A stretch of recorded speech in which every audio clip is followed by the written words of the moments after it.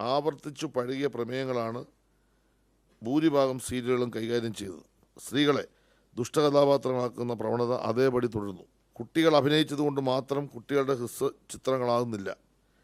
ഈ വിഭാഗത്തിലെ ചിത്രങ്ങളിൽ പലതും കുട്ടികളുടെ വീക്ഷണകോണിൽ നിന്നുള്ളവ ആയിരുന്നില്ല. 2025 കേരള സംസ്ഥാന ടെലിവിഷൻ അവാർഡിന് 2026 മാർച്ച് 9 തിങ്കളാഴ്ച മുതൽ അപേക്ഷകൾ ക്ഷണിക്കും. ഏപ്രിൽ 10 വെള്ളിയാഴ്ച വൈകിട്ട് 5 മണി വരെ എൻട്രികൾ സമർപ്പിക്കാം. 2025 ജനുവരി 1 മുതൽ ഡിസംബർ 31 വരെ സംപ്രേഷണം ചെയ്ത പരിപാടികളും ഈ കാലയളവിൽ സെൻസർ സർട്ടിഫിക്കറ്റ് നേടിയ പരിപാടികളും ആനുകാലികങ്ങളിൽ പ്രസിദ്ധീകരിച്ച ടെലിവിഷൻ സംബന്ധിയായ ലേഖനങ്ങളും പുസ്തകങ്ങളും അവാർഡിനായി അയക്കാം. 18ാമത് കേരള രാജ്യാന്തര ഡോക്യുമെൻ്ററി ഹ്രസ്വ ചിത്രമേള, അതിലേക്കുള്ള എൻട്രികൾ 2026 മാർച്ച് 10 മുതൽ സ്വീകരിച്ചു തുടങ്ങും. Long documentary, short documentary, short fiction, മത്സരേതര വിഭാഗം, ഫോക്കസ് വിഭാഗം, ആനിമേഷൻ ചിത്രങ്ങൾ, ക്യാമ്പസ് ചിത്രങ്ങൾ എന്നീ വിഭാഗങ്ങളിലേക്കാണ് എൻട്രികൾ ക്ഷണിക്കുക. 2025 മെയ് 1 26 ഏപ്രിൽ 30 ഇടയിൽ ചിത്രീകരണം പൂർത്തിയാക്കിയ ചിത്രങ്ങളാണ് അയക്കേണ്ടത്. 2026 മെയ് 10 എൻട്രികൾ സ്വീകരിക്കുന്നതിനുള്ള അവസാന തീയതി.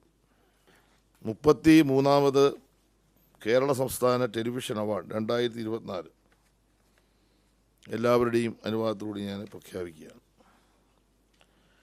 ജൂറി അംഗങ്ങൾ: കഥാവിഭാഗം doctor P Sukumar chairperson, doctor Vinduja Menon അംഗം, ശ്രീ അനിൽ മുഖത്തല അംഗം, ശ്രീ മനോജ് ഭാരതി അംഗം, ശ്രീ സാലു കെ തോമസ് അംഗം, Shri C Ajoy member secretary ചലച്ചിത്ര അക്കാദമി. കഥേതര വിഭാഗം: ശ്രീ ജോൺ ഷാമുവേൽ ചെയർപേഴ്സൺ,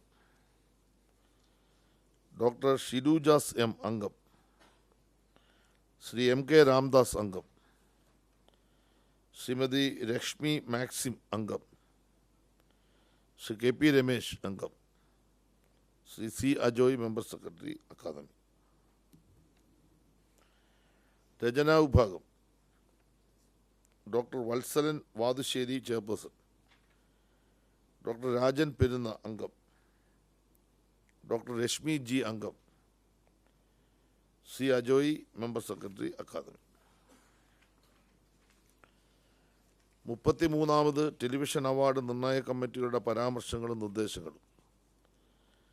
കഥാവിഭാഗം പരാമർശങ്ങൾ: 2024 കേരള സംസ്ഥാന ടെലിവിഷൻ അവാർഡ് നിർണയത്തിനായി കഥാവിഭാഗത്തിൽ 13 ടെലി സീരിയലുകൾ, 34 ടെലി ഫിലിമുകൾ, 10 കുട്ടികളുടെ ഹ്രസ്വചിത്രങ്ങൾ, 18 വിനോദ പരിപാടികൾ, 6 കോമഡി പ്രോഗ്രാമുകൾ എന്നിങ്ങനെ 81 എൻട്രികളാണ് സമർപ്പിക്കപ്പെട്ടുള്ളത്.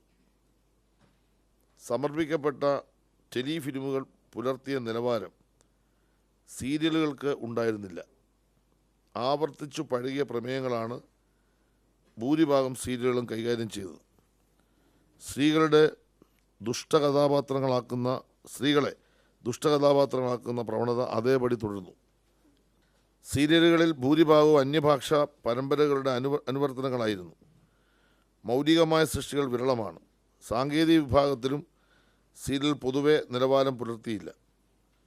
സ്റ്റോക്ക് മ്യൂസിക് ഉപയോഗിക്കുന്ന പ്രവണത ഒഴിവാക്കി മൗലികമായ പശ്ചാത്തല സംഗീതം ഉപയോഗിക്കേണ്ടതാണ്. ഹാസ്യപരിപാടികൾ പൊതുവെ അരോചകമായിരുന്നു.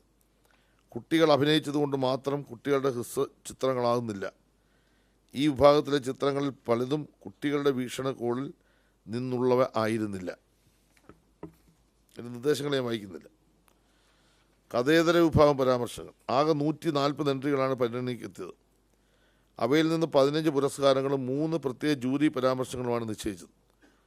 സ്വതന്ത്രമായ നിർമ്മാണവും സെൻസറിങ്ങും പൂർത്തിയാക്കി സമർപ്പിക്കുന്ന ഡോക്യുമെൻ്ററികളോട് മത്സരിക്കാൻ ടെലിവിഷൻ ചാനലുകളുടെ പരിപാടികൾക്ക് പലപ്പോഴും കഴിയുന്നില്ലെന്ന് ജൂറി വിലയിരുത്തുന്നു. സ്ത്രീകൾ, കുട്ടികൾ, വിദ്യാഭ്യാസം, ആരോഗ്യം, പാർശ്വവൽകൃത ജനവിഭാഗം, അന്വേഷണാത്മക റിപ്പോർട്ടിംഗ് തുടങ്ങിയ മേഖലകളിലെ സമഗ്രത ഇല്ലായ്മ ജൂറി നിരീക്ഷിച്ചു.